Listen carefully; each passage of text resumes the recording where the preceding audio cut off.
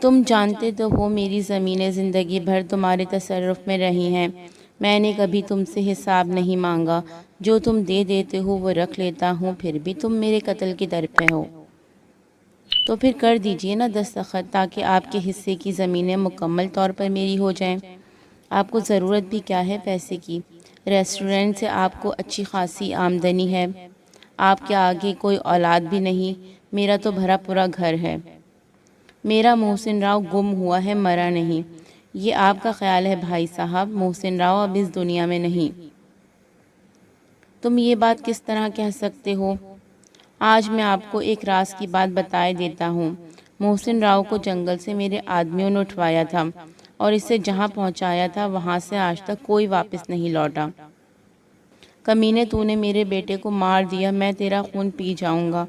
وہ کاغذات کی فائل کو زمین پر پھینک کر اٹھنے لگے تو راؤ احمد علی نے آگے بڑھ کر ریوالور ان کی کن پٹی پر رکھ دی۔ بھائی صاحب، زیادہ جوش میں آنے کی ضرورت نہیں ہے، ہوش مندی کا ثبوت دیجئے اور خاموشی سے کاغذات پر دستخط کر دیجئے، کسی قیمت پر نہیں۔ تمہارے والد نے اس سفاک شخص کی آنکھوں میں آنکھیں ڈال دیں اور بہت جرأت مندی سے بولے، چلاؤ گولی۔ یہ لو۔ راؤ احمد علی نے ایک سیکنڈ کا بھی انتظار نہ کیا، اس نے گولی چلا دی، جیسے گولی چلانا کوئی کھیل ہو۔ چند لمحوں میں اس گولی نے تمہارے والد کا کام تمام کر دیا۔ یہ ریوالور تمہارے والد کا ہی تھا؟ اس نے میز کی دراز سے نکال کر اپنی واسکوٹ کی جیب میں ڈال لیا تھا۔ وہ ریوالور اور اس نے راؤ شمشاد علی کے دائیں ہاتھ میں تھما دیا، کاغذات سمیٹے اور پورے اطمینان سے کوٹھی کا گیٹ بند کر کے وہاں سے نکل گیا اور راتوں رات ساون پور پہنچ گیا۔ وہ دراصل پوری منصوبہ بندی کے ساتھ آیا تھا، اس نے گھر کے ملازم عبدل کو دھمکی دی تھی اور رقم کی چمک سے خرید لیا تھا۔ وہ دونوں اس کے اشارے پر کوٹھی سے چلے گئے تھے۔ اس کی بیٹی کا ایکسیڈنٹ نہیں ہوا تھا، اگرچہ اس قتل کی روداد کا کوئی عینی شاہد نہیں ہے، لیکن اگر عبدل اور اس کی بیوی کو پولیس کی تحویل میں دے دیا جائے تو وہ راؤ احمد علی کی آمد، اس کی دھمکی اور 1,00,000 روپے کی پیشکش کے بارے میں بتاتے ہوئے زیادہ دیر نہیں لگائیں گے۔ 1,00,000 روپے بھی برآمد ہو جائیں گے۔ راؤ احمد علی نے منصوبہ سازی اس لیے کی تھی کہ وہ معاملے کو آریا پار کرنے آیا تھا اور پار کر کے چلا گیا تھا۔ اچھا ہم چلتے ہیں، ہمیں گیا وقت نہ سمجھنا، ہم پھر آئیں گے۔ اور پھر وہی ہوا کہ تانیہ آخری جملے پر نظر ڈال رہی تھی کہ لفظ ہلکے ہونا شروع ہو گئے اور دیکھتے ہی دیکھتے آنکھوں سے اوجھل ہو گئے۔ ڈائری پھر کوری کی کوری رہ گئی۔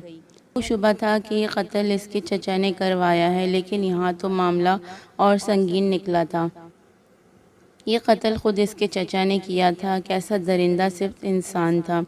ایسے انسان کو تو سوئیاں چبو چبو کر مارنا چاہیے۔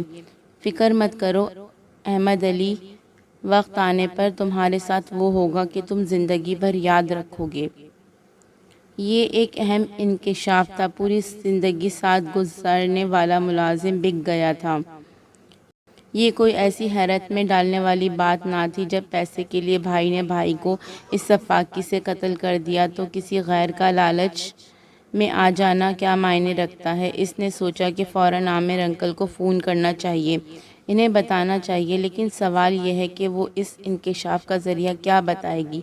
کیا یہ بتائے گی کہ اس کے پاس ایک ایسی ڈائری ہے جس میں اس کی زندگی کے راز لکھے ہوئے آ جاتے ہیں اور پھر وہ لفظ خود بخود مٹ جاتے ہیں؟ اس بات پر کون ہوش مند یقین کرے گا؟ اس بات پر کون یقین نہیں کرے گا؟ وہ خواہ مذاق کا نشانہ بن جائے گی۔ لوگ کہیں گے کہ باپ کی موت کے صدمے نے اس کے دماغ کو متاثر کیا ہے، اس کی ذہنی روح بہک گئی ہے، پاگل ہو گئی ہے۔ لیکن عامر انکل ایسے نہیں ہیں، وہ اس کی بات پر ضرور توجہ دیں گے۔ پولیس اس کیس کی تفتیش کر رہی ہے۔ پولیس نے اپنے طور پر عبدل کو شامل تفتیش تو کیا ہوگا اور بات بن سکتی ہے۔ ایک دم کسی خیال کے تحت چٹکی بجائی اور فون کی طرف بڑھی، لیکن اس وقت عامر انکل راوی روڈ والے گھر میں کہاں ہوں گے؟ وہ ماڈل ٹاؤن گئے ہوئے ہوں گے، وہاں فون کرے، لیکن وہاں کا فون نمبر اس کے پاس نہیں تھا۔ پھر یہ سوچ کر کہ خالہ فرزانہ سے اس مسئلے پر بات کرنا چاہیے۔ وہ نیچے چلی آئی۔ خالہ فرزانہ نیچے قالین پر بیٹھی پان بنا رہی تھیں۔ تانیہ کو دیکھ کر بولی، پان کھاؤ گی؟ نہیں خالہ، جی نہیں چاہ رہا۔ آؤ بیٹھو۔ خالہ، عامر انکل سے بات کرنی ہے۔ وہ اس وقت گھر پر کہاں ہوں گے؟ ماڈل ٹاؤن ہوں گے، پر وہاں کا فون نمبر کیسے معلوم ہو؟ عامر کے گھر فون کر کے دیکھ لو، ہو سکتا ہے ساجدہ اور سائمہ گھر پر ہوں، ان سے معلوم ہو جائے گا phone number. Good idea, Tania نے خوش ہو کر کہا، اور پھر وہ ٹیلی فون قالین پر رکھ کر ڈائل کرنے لگی۔ 2 گھنٹیاں بجنے کے بعد ادھر سے کسی نے فون اٹھا کر کہا، ہیلو۔ تانیہ نے سائمہ کی آواز فوراً پہچان لی۔ وہ جلدی سے بولی، سائمہ، میں تانیہ بول رہی ہوں۔ کیسی ہو تانیہ؟ میں ٹھیک ہوں، یہ بتاؤ عامر انکل کہاں ہیں؟ ماڈل ٹاؤن، وہ تو صبح کے گئے ہوئے ہیں، گاڑی آنے والی ہے، میں اور امی بھی جانے والے ہیں۔ پھر ایک کام کرو، ماڈل ٹاؤن پہنچ کر عامر انکل سے کہنا کہ مجھے فوری طور پر فون کریں۔ اور تمہارے پاس وہاں کا فون نمبر ہے؟ ہاں ہے، تمہیں چاہیے؟ ہاں دے دو۔ اچھا ٹھہرو، ڈائری میں دیکھ کر بتاتی ہوں۔ پھر کچھ دیر بعد بولی، ہاں لکھو۔ 1 منٹ۔ تانیہ نے سائڈ ٹیبل پر رکھا ہوا اخبار اور بال پین اٹھا لیا۔ ہاں بتاؤ۔ سائمہ کا بتایا ہوا نمبر اس نے اخبار کے حاشیے پر لکھ لیا، اور پھر 2-4 ادھر ادھر کی باتیں کر کے رکھ دیا۔ اب اسے عامر انکل کے فون کا بے چینی سے انتظار تھا۔ بالآخر انتظار رنگ لے آیا۔ کوئی 1.5 گھنٹے کے بعد فون کی گھنٹی بجی۔ تانیہ نے جھپٹ کر ریسیور اٹھایا۔ ہیلو۔ ہاں تانیہ، میں عامر بول رہا ہوں۔ آپ کہاں سے بات کر رہے ہیں؟ میں ایک محفوظ جگہ سے بات کر رہا ہوں، کوٹھی سے تو کوئی بات نہیں کر سکتا تھا نا؟ انکل عامر، مجھے آپ سے ایک بہت اہم بات کرنا ہے۔ ہاں کہو۔ کیا پولیس نے عبدل اور اس کی بیوی کو شامل تفتیش کیا ہے؟ ہاں، پولیس انسپکٹر نے اس کا بیان لیا تھا، میرے سامنے ہی بات ہوئی تھی۔ پولیس اس طرح کے معاملات میں سب سے پہلے گھر کے ملازمین پر شک کرتی ہے۔ انکل عامر، بالکل ٹھیک ٹھاک کرتی ہے۔ میں عبدل کو ایک عرصے سے جانتا ہوں، وہ راؤ صاحب سے بہت محبت کرتا تھا، وہ ان کا خاص ملازم تھا۔ انکل، میرا دل گواہی دیتا ہے کہ عبدل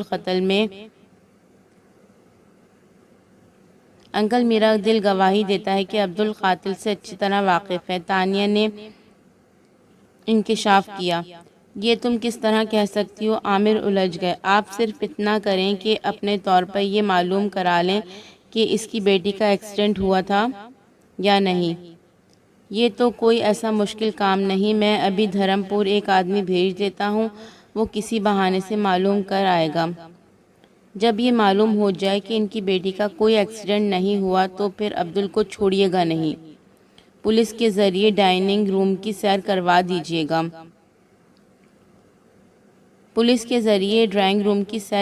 دیجیے گا۔ پھر وہ خود ہی قاتل راؤ احمد علی کا نام بتا دے گا۔ تمہیں عبدل جیسے وفادار ملازم پر آخر کیوں شک ہوا؟ اس شک کی وجہ میں آپ کو بتاؤں گی تو آپ یقین نہیں کریں گے، بس میں نے آپ سے جو کہا ہے اس پر عمل کر کے دیکھ لیجئے، جو بھی بات ہے سامنے آ جائے گی۔ اچھی بات ہے، میں اپنے طور پر ایکسیڈنٹ کی تصدیق کروائے لیتا ہوں۔ ٹھیک ہے، تم بے فکر ہو جاؤ، میں پھر رات کو گھر سے بات کروں گا۔ اللہ حافظ۔ اللہ حافظ۔ تانیہ نے ریسیور رکھ کر ایک گہرا اور ٹھنڈا سانس لیا اور سوچا، اب ضرور کچھ نہ کچھ پتہ چل جائے گا، اور واقعی کچھ نہ کچھ ہو گیا۔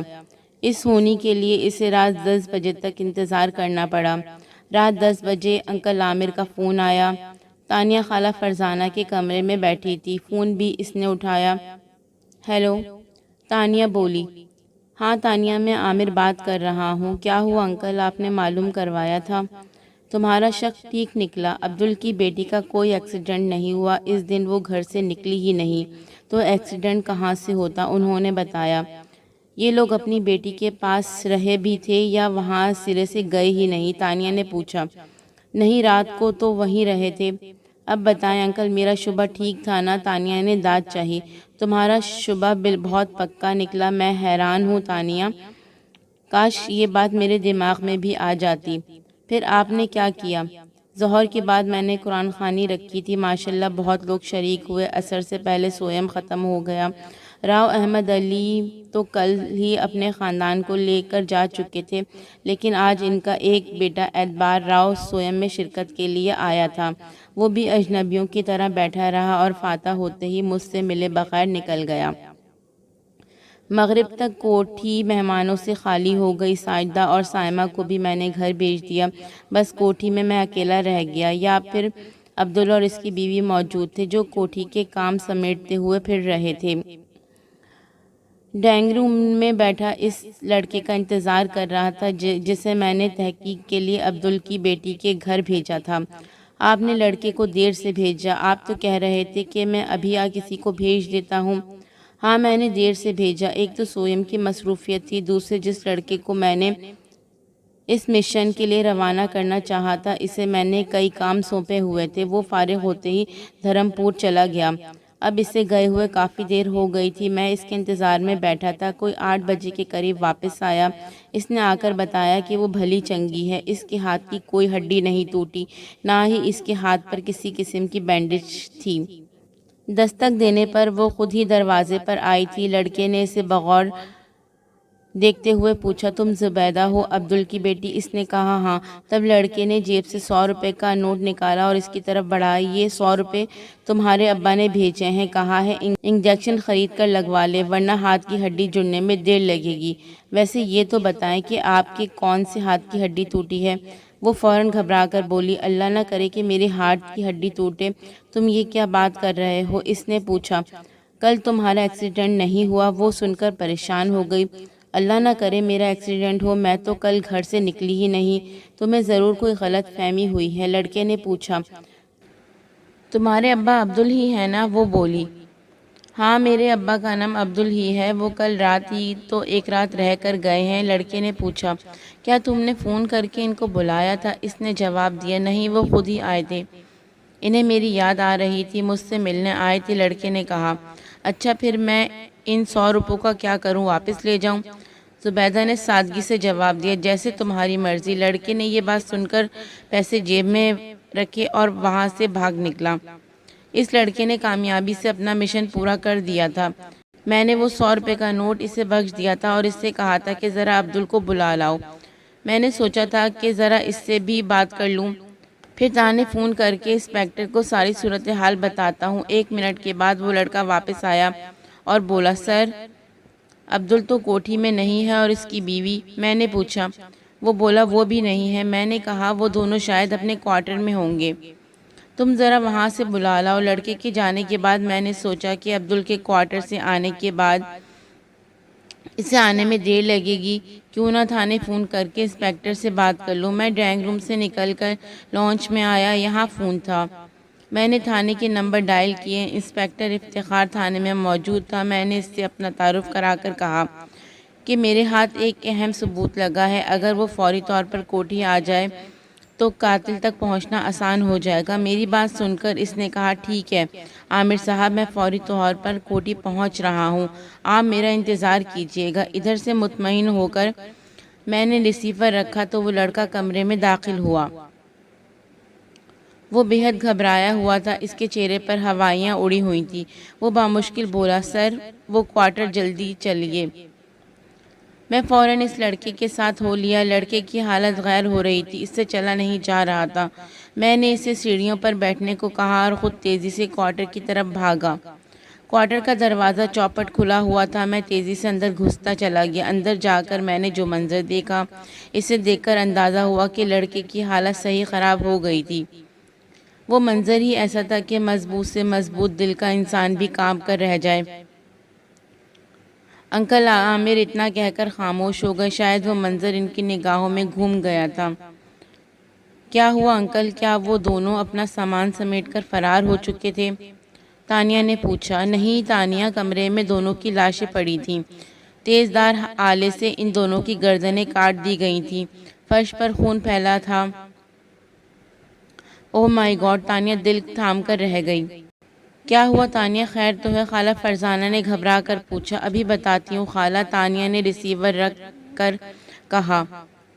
پھر وہ ہاتھ ہٹا کر انکل عامر سے مخاطب ہوئی، انکل یہ تو بہت برا ہوا، لیکن حیرت کی بات ہے کہ قاتل آنن فانن قتل کر کے نکل گئے اور آپ کو پتہ بھی نہ چل سکا، جبکہ آپ کوٹھی میں موجود تھے۔ کیا وہ لوگ چیخے چلائے بھی نہیں؟ ان کے کوارٹر سے کوئی آواز نہیں آئی؟ میں تو ڈرائنگ روم میں بیٹھا لڑکے کا انتظار کر رہا تھا، مجھے تو یہ بھی معلوم نہیں کہ وہ دونوں کب اپنے کوارٹر چلے گئے۔ ایسا معلوم ہوتا ہے کہ قاتل پہلے سے کوارٹر میں چھپ کر بیٹھ گئے تھے۔ یہ واردات ایک بندے کی بس کی بات نہیں، کم از کم وہ دو تھے۔ عبدل اور رشیدہ جیسے ہی کوارٹر میں داخل ہوئے، دونوں کو ریوالور دکھا کر قابو کر لیا گیا۔ دونوں کے ہاتھ پیچھے بندھے ہوئے تھے اور کپڑا منہ میں ٹھوسا ہوا تھا۔ میرا خیال ہے کہ دونوں کے ہاتھ پیچھے باندھ کر اور ان کے منہ میں کپڑا ٹھوسنے کے بعد کسی تیز دھار آلے سے دونوں کے گلے کاٹ دیے گئے، اس طرح وہ حلق سے کوئی آواز نہ نکال سکے اور جہان فانی سے کوچ کر گئے۔ پولیس کیا کہتی ہے؟ پولیس کے پاس فی الحال کچھ کہنے کو نہیں، بہرحال لاشیں پوسٹ مارٹم کے لیے اسپتال بھجوائی جا چکی ہیں۔ انسپکٹر افتخار کو میں نے اپنی تفتیش سے آگاہ کر دیا ہے۔ میرے بیان کی روشنی میں اس نے اپنا شبہ ظاہر کیا ہے کہ راؤ شمشاد کا قتل عبدل نے کیا، اور جس کے اشارے پر اس نے قتل کیا، اس نے راز فاش ہونے کے بچنے کے لیے اپنے بندوں سے عبدل اور اس کی بیوی کا قتل کروا دیا۔ یہ سب بکواس ہے۔ ایسا معلوم ہوتا ہے کہ پولیس پیسہ کھا گئی ہے اور حقائق مسخ کرنے کے لیے الٹے سیدھے مفروضے بیان کیے جا رہے ہیں۔ انکل میں آپ کو بتاؤں، میرے بابا کا قتل میرے چچا راؤ احمد علی نے کیا ہے، اور اسی نے عبدل اور اس کی بیوی کو مروایا ہے تاکہ وہ پکڑے جانے پر اس کی گواہی نہ دے سکے۔ میں جانتی ہوں راؤ احمد علی کس قدر شاطر آدمی ہے، اس کا کوئی کچھ نہیں بگاڑ سکتا۔ وہ اس کیس کو ختم کرانے میں پیسہ پانی کی طرح بہا دے گا۔ کاش عبدل زندہ رہتا۔ میرا جی چاہتا ہے کہ لاہور آ کر راؤ احمد علی کے خلاف FIR درج کروا دوں، انہیں بتاؤں کہ قاتل کون ہے۔ FIR تو کسی نہ کسی طرح درج ہو جائے گی، لیکن پولیس اور عدالت میں کیا ثبوت پیش کریں گے؟ کسی کو قاتل ثابت کرنے کے لیے ٹھوس ثبوت یا چشمدید گواہوں کی ضرورت ہوتی ہے، کہاں سے فراہم کریں گے؟ یہی تو سارا مسئلہ ہے کہ راؤ احمد علی نے گواہی مٹا دی ہے۔ عدالت میں پیش کرنے کو ہمارے پاس اب کوئی گواہ اور کوئی ثبوت موجود نہیں۔ تانیہ نے گہرا سانس لے کر کہا، خیر کوئی بات نہیں، میں دیکھ رہا ہوں۔ اس کے ہاں دیر ہے اندھیر نہیں، وہ جب ظالم کو پکڑتا ہے تو پھر اس کو نیست و نابود کر کے ہی چھوڑتا ہے۔ انشاءاللہ راؤ احمد علی بھی ایک دن اپنے بھیانک انجام کو پہنچے گا، اور اس کا انجام وہی ہوگا۔ تانیہ تم فکر مند نہ ہو، وہ وقت دور نہیں جب راؤ احمد علی اپنے انجام کو پہنچے گا۔ اس واسطے جذبات میں آ کر تم لاہور کا رخ نہ کر لینا۔ میری تم سے درخواست ہے کہ جب تک میں تمہیں نہ بلاؤں اس وقت تک لاہور مت آنا۔ تم میری بات سمجھ رہی ہو نا؟ عامر نے فکر مند لہجے میں کہا۔ جی انکل، میں سب سمجھتی ہوں، تانیہ نے بڑے گھمبیر انداز میں کہا۔ دیکھو تانیہ، تمہیں اپنی زندگی کی ہر قیمت پر حفاظت کرنی ہے۔ تم نہ رہیں تو پھر اس فرعون کے انجام کو دیکھ کر کون خوش ہوگا؟ انکل میں اتنی آسانی سے مرنے والی نہیں، اگر مری بھی تو راؤ احمد علی کو ساتھ لے کر مروں گی۔ ابھی تو مجھے اپنے بھائی کو تلاش کرنا ہے۔ میں جانتی ہوں کہ میرے بھائی محسن راؤ زندہ ہیں، انشاءاللہ بہت جلد ان تک پہنچ جاؤں گی، اس بات کا مجھے پکا یقین ہے۔ میری دعا ہے کہ اللہ تمہیں اس یقین کی تعبیر دے، کوئی ایسا موضع کر دے کہ محسن راؤ آ ملے۔ انکل عامر نے بڑے خلوص سے کہا، ویسے راؤ شمشاد بھی کہا کرتے تھے کہ مجھے یوں محسوس ہوتا ہے جیسے میرا بیٹا زندہ ہے اور ایک دن اچانک میرے سامنے آ جائے گا۔ میرے بابا کو تو مرتے دم تک یقین تھا، ورنہ وہ ساون پور کی جائیداد ان کے نام نہ کرتے۔ قتل سے ایک دن پہلے ریسٹورنٹ میں بیٹھے وہ بہت دیر تک محسن راؤ کی باتیں کرتے رہے۔ اسی دن انہوں نے مجھے اپنی وصیت کی تفصیلات بتائی تھی، شاید انہیں اپنے اس دنیا سے اٹھنے کا پتہ چل گیا تھا۔ میرا بابا کس قدر بد نصیب تھا، وہ اپنی اولاد کا سکھ نہ دیکھ سکا۔ ایک اولاد کو تقدیر نے اس سے جدا کر دیا اور دوسری اولاد کو اس نے خود تقدیر بن کر اپنے آپ سے الگ کر دیا، اور پھر خود وقت کے ہاتھوں شکست کھا گیا، مقتول بن گیا۔ اور میں کون سی خوش نصیب ہوں، در در بھٹک رہی ہوں، اپنا باپ ہوتے ہوئے کسی اور کو باپ کہتی رہی، اصل باپ ملا بھی تو اس کے ساتھ نہ رہ سکی، اس سے جی بھر کر بات نہ کر سکی، اس سے جی بھر کر دیکھ نہ سکی۔ اسے جی بھر کر دیکھ نہ سکی۔ کیسی بد نصیب ہوں میں، کیسی بد نصیب ہوں میں، یہ کہتے کہتے جانے کیا ہوا سمندر کے جذبات میں جوال بھاٹا سا آ گیا، ضبط کا بند ٹوٹ گیا۔ وہ بیچاری تو اپنے باپ کی لاش سے لپٹ کر رو بھی نہ سکی، باپ کی میت دیکھ کر اس کے ضبط کا بند ٹوٹا بھی تو اس خبیث نے اس کا ہاتھ پکڑ لیا۔ اس کا غم اچانک غصے میں تبدیل ہو گیا، اس کا غم دل میں رہ گیا۔ اب جو باپ کا ذکر ہوا تو اس کی محرومیوں کا تذکرہ آیا تو وہ اپنے آپ کو روک نہ سکی، بے اختیار اس کے آنسو بہہ نکلے، شدت جذبات سے اس کی ہچکیاں بن گئیں۔ خالہ فرزانہ نے اس کے ہاتھ سے ریسیور لے لیا اور بولی، عامر اب پھر بات کر لینا، اب وہ اس قابل نہیں رہی کہ مزید بات کر سکے، میں اسے سنبھالتی ہوں۔ ہاں فرزانہ، اسے سمجھاؤ، اسے سنبھالو، اسے بتاؤ کہ جانے والا جا چکا ہے، اب رونے کا کوئی فائدہ نہیں، اب زندگی کو حوصلے سے جینا ہے۔ اچھا ٹھیک ہے عامر، میں دانیہ کو سمجھاتی ہوں، آپ صبح فون کر لیں۔ اچھا، اللہ حافظ۔ خالہ فرزانہ نے عامر کے جواب کا بھی انتظار نہیں کیا، فوراً فون بند کر دیا۔ تانیہ بیڈ پر اوندھی لیٹی تکیے میں منہ دیے بے اختیار روئی چلی جا رہی تھی۔ خالہ فرزانہ نے اس کا سر تکیے سے اٹھا کر اپنی گود میں رکھ لیا اور اس کے بالوں کو سہلانے لگیں۔ خالہ فرزانہ نے زبان سے کچھ نہ کہا، وہ بس اس کے سر پر ہاتھ پھیرتی رہیں، اپنے دوپٹے سے اس کے آنسو پوچھتی رہیں، اسے بھیج بھیج کر پیار کرتی رہیں اور وہ ان سے لپٹ لپٹ کر روتی رہی۔ شاید وہ بھی زندگی میں پہلی بار اتنا روئی تھی۔ خالہ فرزانہ نے اسے رونے دیا تھا، انہوں نے تسلی کا ایک لفظ بھی اس سے نہیں کہا تھا، کیونکہ وہ جانتی تھی کہ اس کی تسلی رونے میں ہے، تسلی آمیز باتوں میں نہیں۔ دل پر جو غبار تھا وہ آنسوؤں سے دھل گیا، اس طرح دل کو قرار آ گیا، وہ روتے روتے خالہ فرزانہ کی گود میں سر رکھے رکھے سو گئی۔ خالہ فرزانہ اپنی انگلیوں سے اس کی ریشمی زلفوں میں کنگھی کرتی رہیں۔ ایک تو تانیہ تھی بھی بہت حسین، لیکن سوتے ہوئے اس کا حسن اور نکھر گیا تھا، سوگوار حسن۔ خالہ فرزانہ اس کے چہرے کو تکے جا رہی تھی، ان کا بے اختیار جی چاہا کہ وہ تانیہ کے حسین چہرے کو چوم لیں، لیکن وہ اس کے اٹھ جانے کے خوف سے ایسا نہ کر سکیں۔ کوئی آدھے گھنٹے کے بعد تانیہ کی اچانک آنکھ کھل گئی، پہلے تو اس کی سمجھ میں ہی نہ آیا کہ وہ کہاں ہے، پھر خالہ کی گود میں اپنا سر دیکھ کر اسے خیال آیا کہ شاید وہ بیمار ہے۔ جب حواس تھوڑے سے اور بیدار ہوا تو اسے یاد آیا کہ وہ روتے روتے سو گئی تھی۔ اسے ایک دم شرمندگی کا احساس ہوا، وہ جانے کتنی دیر تک سوئی۔ بیچاری خالہ اس کی وجہ سے یوں ہی بیٹھی رہیں، ان کے تو گھٹنوں میں ویسے ہی تکلیف رہتی ہے۔ یہ سوچ کر وہ ہڑبڑا کر اٹھنے لگی تو خالہ فرزانہ نے اسے اٹھنا نہ دیا، وہ اس کی پیشانی چومتے ہوئے بولی، کیا ہوا تانیہ، لیٹی رہو، مجھے اچھا لگ رہا ہے۔ وہ اٹھتے اٹھتے دوبارہ ان کی گود میں لیٹ گئی۔ اسے خود خالہ فرزانہ کی گود میں لیٹنا اچھا لگ رہا تھا۔ کوئی 11:30 بجے کے قریب گھر کے باہر گاڑی کے ہارن کی آواز آئی، افضل آیا تھا۔ دردانہ نے جا کر گیٹ کھولا۔ افضل نے گاڑی اندر کھڑی کی اور اسے لاک کر کے دردانہ سے پوچھا، خالہ سو گئیں کیا؟ نہیں، جاگ رہی ہیں، تانیہ بی بی بھی انہی کے پاس ہیں۔ اچھا۔ پھر وہ اپنے کمرے میں جانے کے بجائے سیدھا خالہ فرزانہ کے کمرے میں چلا گیا۔ تانیہ کو خالہ فرزانہ کی گود میں لیٹا دیکھ کر وہ ایک دم دروازے کے پاس رکا۔ تانیہ کو خالہ فرزانہ کی گود میں لیٹا دیکھ کر وہ ایک لمحے کو دروازے پر رکا اور بولا، خیریت تو ہے نا؟ کیا میں اندر آ سکتا ہوں؟ ہاں آ جاؤ افضل۔ خالہ فرزانہ نے اسے اندر آنے کی اجازت دی۔ تانیہ فوراً اٹھ کر بیٹھ گئی، اس کے چہرے پر ابھی تک ایک حزن پھیلا ہوا تھا۔ کیا ہوا؟ اس نے تانیہ کا چہرہ بغور دیکھتے ہوئے کہا۔ ایک اور بری خبر لاہور سے آئی ہے۔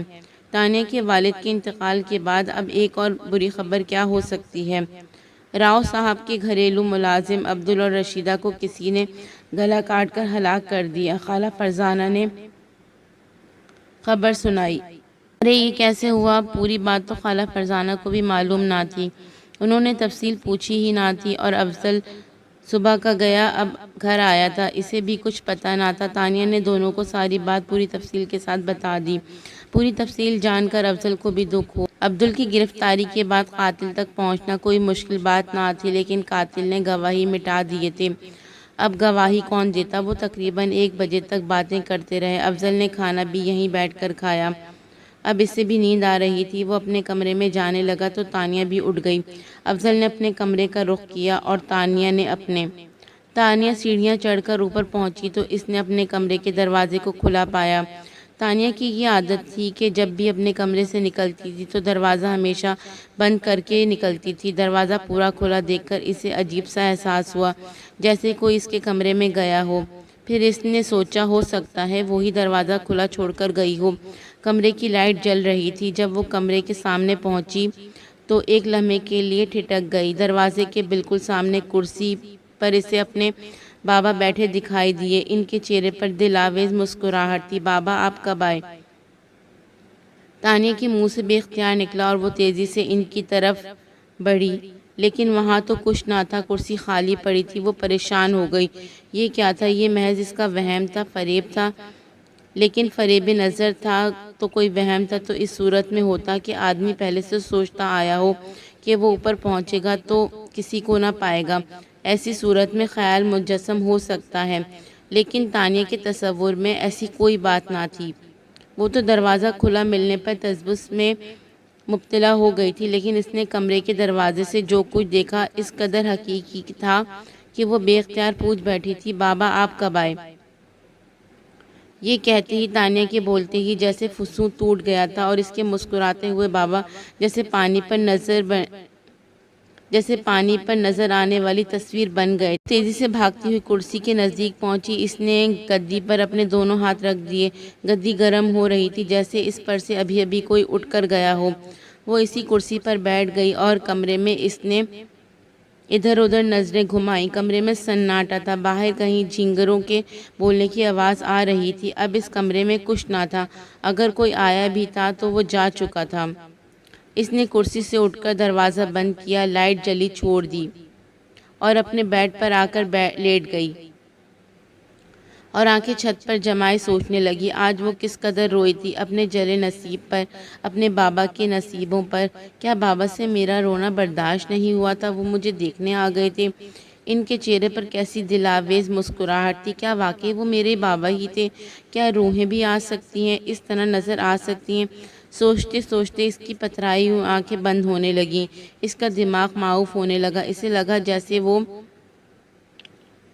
روئی کے گالوں میں دھستی چلی جا رہی ہے۔ اس کی آنکھوں میں نیند اتر آئی تھی۔ چند سیکنڈ کے بعد وہ بے خبر سو رہی تھی، پھر وہ نمودار ہوئے۔ کسی نے کرسی کا رخ سوئی ہوئی تانیہ کی طرف گھمایا اور آرام سے کرسی پر بیٹھ گئے اور اسے بہت محبت سے دیکھنے لگے۔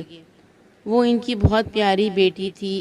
اس بیٹی کی زندگی کی حفاظت کے لیے انہوں نے بڑی گشت کی تھی۔ وہ گہری نیند میں تھی اور ایسے پیارے انداز میں سو رہی تھی کہ اس پر سے ان کی نظریں نہیں ہٹ رہی تھیں۔ آج وہ انہیں یاد کر کے کس قدر روئی تھی۔ ابھی تک اس کے چہرے پر اداسی چھائی ہوئی تھی۔ ان کا جی چاہا کہ وہ اٹھ کر اپنی بیٹی کی پیشانی چوم لیں، پھر وہ سوچ کر رک گئے کہ اگر وہ اٹھ گئی تو انہیں دیکھ کر پریشان ہو جائے گی۔ وہ اس کی محبت سے مجبور ہو کر آ گئے تھے، ورنہ انہیں اس مہنوز دنیا سے کوئی دلچسپی نہ تھی۔ وہ جہاں چلے گئے تھے وہاں سکھ ہی سکھ تھا۔ وہ ہر غم سے آزاد ہو گئے تھے۔ ابھی انہیں تانیہ کے کمرے میں بیٹھے زیادہ دیر نہ ہوئی تھی کہ وہ قریب کے درخت سے اڑا۔ پرندوں کی تیز پھرپھراہٹ کی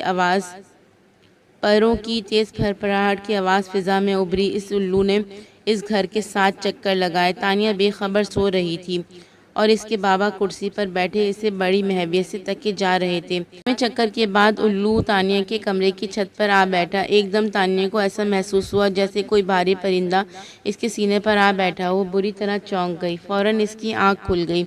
اس کا دل بری طرح دھڑک رہا تھا۔ ابھی وہ خوف سے نہ نکلی تھی کہ پرندہ اس کے سینے پر آ کر بیٹھ گیا تھا۔ اس نے کمرے میں عجیب منظر دیکھا۔ اس منظر نے اسے مزید دہلا دیا۔ اس نے دیکھا کہ ایک بڑا سا پرندہ جو تقریباً الو تھا، اس کے بابا پر جھپٹ رہا ہے۔ اس کے بابا جو کرسی پر بیٹھے تھے، ان کا رخ تانیہ ہی کی طرف تھا۔ اس اچانک افطار سے گھبرا کر وہ ہاتھ پاؤں ہلا رہے تھے۔ اس الو کا غلبہ اس قدر تند و تیز تھا کہ وہ اس سے اپنے آپ کو بچاتے ہوئے توازن برقرار نہ رکھ سکے۔ ان کی کرسی پیچھے کی طرف الٹ گئی، تب وہ گھبرا کر چیخی نہیں۔ اس کی یہ ہذیانی چیخ پورے کمرے میں گونج گئی۔ اس کے نہیں کہتے ہی کمرے کا منظر ایک دم تبدیل ہو گیا۔ وہاں اب کچھ نہ تھا، نہ بابا تھے، نہ وہ حملہ آور الو تھا۔ اور اس کی سمجھ میں نہیں آ رہا تھا کہ یہ اس نے کوئی بھیانک خواب دیکھا تھا یا حقیقت میں وہ سب کچھ تھا۔ وہ اب پوری طرح بیدار ہو چکی تھی۔ اس نے سائیڈ ٹیبل سے جگ اٹھا کر پانی پیا۔ حلق بری طرح خشک ہو رہا تھا اور دل کی دھڑکن ابھی تک قابو میں نہ تھی۔ شاید وہ خواب دیکھ رہی تھی، کیونکہ سونے سے پہلے اس نے اپنے بابا راؤ شمشاد علی کی کرسی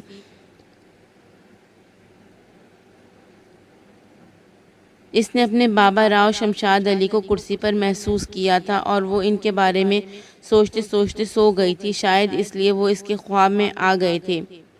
یہ خواب کیا تھا؟ تشنا آرزوؤں کا دفینہ۔ لیکن آرزوؤں کے اس دفینے سے تو یہ بڑا بھیانک خواب برآمد ہوا تھا۔ وہ سوچنے لگی، یہ کس قسم کا خواب تھا؟ اس الو کا اس بری طرح اس کے بابا پر حملہ کرنا کیا معنی رکھتا تھا؟ یہ پرندہ اس کے پیچھے کیوں لگ گیا تھا؟ کیا یہ وہی الو ہے جس کا خون ہوا تھا؟ اور بعد میں وہ زخمی الو افضل کے ہاتھ سے اڑ گیا، جیسے وہ زخمی ہی نہ ہو۔ یہ الو کالا چراغ نامی ایک پراسرار شخص دیکھ گیا تھا۔ پھر دوسرے دن وہ اسے واپس لینے آیا تھا۔ الو تو اڑ چکا تھا، وہ خالی پنجرہ ہی لے کر چلا گیا تھا۔ اس نے کہا، وہ آزاد ہو گیا ہے اور یہ کوئی اچھی بات نہیں۔ وہ کون اور وہ آزاد کیسے ہو گیا اور بری بات کیوں تھی؟ لیکن وہ اپنی آزادی پر بہت خوش تھا۔ اس کا ممنون، وہ خوش ہو کر اسے ایک ڈائری دے گیا تھا جو اس کی شدید خواہش پر اس کی زندگی کے راز کھول دیتی تھی۔ تب اس کی نظر کرسی پر پڑی تھی۔ وہ پیچھے کی جانب الٹی ہوئی تھی۔ ارے یہ کیسے الٹ گئی؟ اگر وہ سب خواب تھا تو اس کرسی کو کون الٹا گیا؟ اس کا مطلب ہے کہ اس نے جو کچھ دیکھا، جاگتی آنکھوں سے دیکھا، وہ خواب نہ تھا، حقیقت تھی، سچ تھا۔ جب وہ اٹھی تو اس کے بابا کمرے میں موجود تھے۔ وہ کرسی پر بیٹھے تھے۔ شاید وہ اسے دیکھنے آئے ہوں۔ اگر وہ اسے دیکھنے آئے تھے تو اس سے کسی اور کو کیا پریشانی ہو سکتی ہے؟ زندگی میں تو اس کے چچا نے چین نہ لینے دیا، اب مر کر بھی انہوں نے سکون پایا اور اپنی چاہت سے مجبور ہو کر وہ اسے دیکھنے آئے تو یہ کون درمیان میں آ گیا؟ زندگی کے کاٹے ہوئے لوگ گھبرا کر کہتے ہیں کہ مر جائیں گے، جب مر کر بھی چین نہ پائیں تو کدھر جائیں؟ کیا اس کے بابا کے ساتھ بھی یہی ہوا تھا؟ وہ مر کر بھی سکون نہیں پا سکے ہیں، اپنی بیٹی کے لیے تڑپ رہے ہیں۔ اب اس کی راہ میں حائل ہونے والا کون ہے؟ وہ بیڈ سے اٹھی۔ اس نے اٹھ کر کرسی سیدھی کی، دروازے کی طرف دیکھا۔ دروازہ بند تھا۔ دروازے کے اوپر دیوار گیر گھڑی لگی ہوئی تھی۔ اس میں 2:20 ہوئے تھے۔ واش روم سے فارغ ہو کر وہ بیڈ پر بیٹھ گئی۔ اب وہ مکمل طور پر جاگ چکی تھی، اپنے حواسوں میں تھی۔ اس نے سوچا، وہ نہ جانے کتنی زور سے چیخی تھی۔ اس کی آواز جانے کہاں تک گئی ہوگی۔ اس کے کمرے کے بالکل نیچے افضل کا کمرہ تھا۔ اگر افضل تک اس کی چیخ کی آواز گئی ہوتی تو وہ کب کا اوپر آ چکا ہوتا۔ اچانک اسے خیال آیا کہ وہ ڈائری نکال کر دیکھے، شاید کوئی تحریر نمودار ہو گئی ہو۔ اس نے بیڈ سے اٹھ کر کیسٹوں کے درمیان سے ڈائری کھینچی۔ اسے دیکھتی ہوئی اپنے بیڈ پر آ گئی۔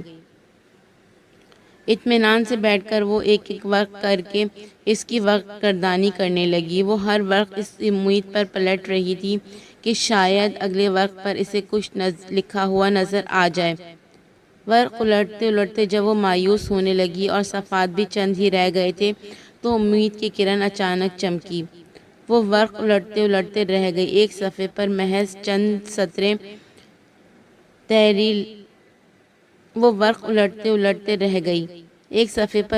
چند سطریں لکھی تھیں۔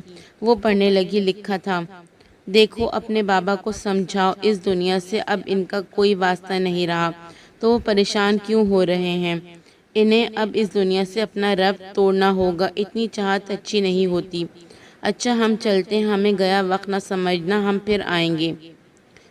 بس پھر فوراً ہی لفظ دھندلے ہونے لگے، مٹنے کا عمل شروع ہو گیا اور دیکھتے ہی دیکھتے وہ لفظ صفحہ ہستی سے مٹ گئے۔ اس نے ڈائری بند کر کے تکیے کے نیچے رکھی اور لیٹ گئی۔ یہ کس قسم کی تنبیہ تھی یا مشورہ تھا؟ یہ اس سے کیسی ہدایت دی گئی تھی؟ وہ ایک ایسے آدمی کو کیسے سمجھائے جس کا کوئی وجود ہی نہ ہو، جن کا وجود عدم میں جا چکا ہو اور اب وہ محض روح رہ گیا ہو؟ اس ڈائری کے الفاظ اس بات کے مظہر تھے کہ اس کے بابا راؤ شمشاد علی اس کی محبت میں بھٹک رہے تھے۔ مرنے کے بعد بھی انہوں نے اس دنیا سے رابطہ نہیں توڑا تھا۔ وہ بار بار اس کے پاس آ رہے تھے۔ چاہت اب اس کے حق میں بہتر نہ تھی۔ سوال یہ تھا کہ وہ اپنے بابا کو کیسے سمجھائے۔ وہ بہت دیر تک جاگتی رہی، سوچتی رہی، یہاں تک کہ صبح کے آثار دکھائی دینے لگے۔ اس نے اٹھ کر نماز پڑھی، پھر قرآن شریف پڑھنے لگی اور اس وقت تک پڑھتی رہی جب تک دردانہ نہ آ گئی۔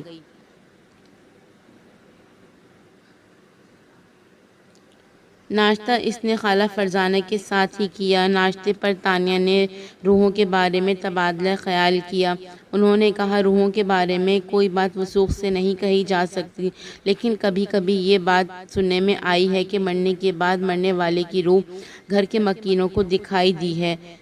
میرا اپنا خیال ہے کہ جن لوگوں کی دلچسپی دنیا یا دنیا والوں کے ساتھ بہت زیادہ ہوتی ہے، ان کی روحیں بھٹکتی رہتی ہیں، یا لوگ جو حادثاتی طور پر مر جاتے ہیں اور ان کی کوئی شدید آرزو موت کی وجہ سے تشنہ رہ جاتی ہے، ان کی روحیں دنیا کا طواف کرتی رہتی ہیں۔ خالہ مجھے ایسا محسوس ہوتا ہے کہ میرے بابا کی روح بھی ابھی یہیں چکر لگا رہی ہے۔ یہ احساس تمہیں کیسے ہوا؟ کیا تمہیں وہ خواب میں نظر آئے؟ خواب میں نظر آتے تو اچھا ہوتا، میں ان سے بات بھی کر لیتی، میں نے انہیں جاگتی آنکھوں سے دیکھا ہے۔ ہائے وہ کب؟ اگر میں آپ کو بتاؤں گی تو آپ ڈریں گی تو نہیں؟ نہیں، ایسی باتوں سے میں کبھی نہیں ڈرتی۔ تب اس نے رات کی روداد خالہ فرزانہ کے گوش گزار کر دی، لیکن اس نے اتنا ہی بتایا جتنا خالہ فرزانہ کو بتایا جا سکتا تھا۔ ساری بات سن کر خالہ فرزانہ نے کہا اس کا مطلب ہے کہ تمہاری محبت انہیں در بدر کیے ہوئے ہے۔ خالہ کیا کوئی ایسا طریقہ ہے کہ اس پر عمل کر کے بابا کو اس دنیا میں آنے سے روکا جا سکے؟ ایسا میں کوئی وظیفہ نہیں جانتی، یہ بات کوئی عالم ہی بتا سکتا ہے۔ کاش دادا اعظم اس وقت زندہ ہوتے تو ان سے پوچھ لیتی۔ دیکھو ذرا دردانہ کو آواز دو اور پوچھو کہ افضل ہے یا نہیں، ویسے وہ ہوگا، مجھ سے ملے بغیر وہ دفتر کبھی نہیں جاتا۔ تانیہ نے آواز دی۔ جی بی بی، وہ دوڑی آئی۔ بھائی کیا کر رہے ہیں؟ تانیہ نے پوچھا۔ نہا رہے ہیں جی، میں ان کا ناشتہ تیار کر رہی ہوں۔ اچھا، وہ نہا کر نکلے تو اس سے کہنا کہ بڑی بی بی بلا رہی ہیں، خالہ فرزانہ نے حکم دیا۔ دردانہ نے شاید اسے واش روم سے نکلتا دیکھ کر ہی خالہ فرزانہ کا حکم سنا دیا، اور وہ بھی ایک فرما بردار بن کر تولیہ سے سر پوچھتا ہوا خالہ کے سامنے آ کھڑا ہوا۔ جی خالہ۔ او، کیا غسل خانے سے سیدھے ادھر ہی چلے آ رہے ہو؟ ایسی تو کوئی ایمرجنسی نہیں تھی؟ میرے خیال میں دردانہ نے کچھ کہا ہی اس انداز میں ہوگا۔ تانیہ نے کہا ایسا کوئی ارجنٹ کام نہیں، تم اطمینان سے بال بنا کر کپڑے تبدیل کر کے آؤ، میں تمہارا ناشتہ اپنے کمرے میں منگوائے لیتی ہوں۔ جی ٹھیک ہے خالہ، میں 2 منٹ میں آیا۔ اس کی آمد کے ساتھ ہی دردانہ بھی ناشتہ لے آئی۔ جب دردانہ ناشتہ رکھ کر چلی گئی تو خالہ فرزانہ نے بات چھیڑی۔ افضل، وہ روشن علی کہاں ہے؟ روشن علی کا نام سن کر افضل کے کان کھڑے ہوئے۔ اس کا چہرہ ایک دم فکر مند ہو گیا۔ خالہ خیر تو ہے؟ پھر کچھ ہوا ہے کیا؟ نہیں، ایسا کچھ نہیں ہوا، البتہ تانیہ کو ضرورت ہے ان کی۔ کس سلسلے میں؟ افضل نے پوچھا۔ تانیہ بھائی کو پوری بات سمجھاؤ۔